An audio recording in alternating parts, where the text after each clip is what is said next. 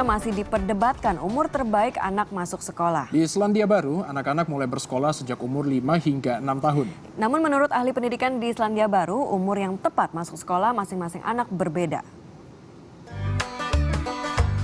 Anak-anak ini menikmati bermain di Willowbank Primary School di Auckland, Selandia Baru. Apakah mereka terlalu muda bersekolah? Dari laporan yang diterbitkan Universitas Sentral Otago, Selandia Baru, anak yang mulai sekolah umur 5 tahun menunjukkan kurangnya kemampuan membaca dan memahami teks dibandingkan anak yang mulai sekolah umur 7. Anak-anak di Selandia Baru mulai masuk sekolah antara umur 5 dan 6 tahun. Tak diketahui waktu pastinya anak mulai sekolah, tergantung kemampuan masing-masing anak. There is no set best age. It's student dependent, child dependent, and each school and each teacher will have a different reason and understanding of when a child should start. So in New Zealand we start children from when they're 5 years of age through to when they're 6, but that doesn't necessarily fit every single child. Di seluruh dunia anak mulai sekolah di usia yang berbeda. Di Inggris, anak bisa bersekolah sejak umur 4 tahun, sedangkan di Finlandia dan Afrika Selatan umur anak harus 7. Namun ada tanda jelas saat anak sudah siap bersekolah. Children who can follow an instruction, do this, and they go and do it.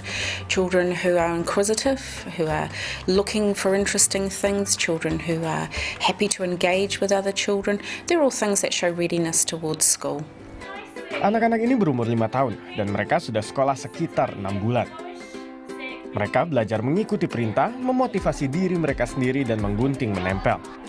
Selain bersosialisasi, berkoordinasi, dan belajar ketangkasan, anak-anak juga berlatih membaca.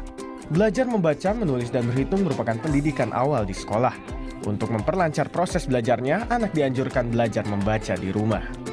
It's very important that children are being read to, are reading with, and reading by, if you like, so that a child can independently look at the pages in the book, can turn the page, know the top and the bottom, know that it's sequential, can look and talk about a picture in a book, but being read to so that they're listening to language and playing with language. All the evidence shows that if you walk into that classroom and you know your letters and you know your sounds and you know how words are composed of sounds, then you are prepared.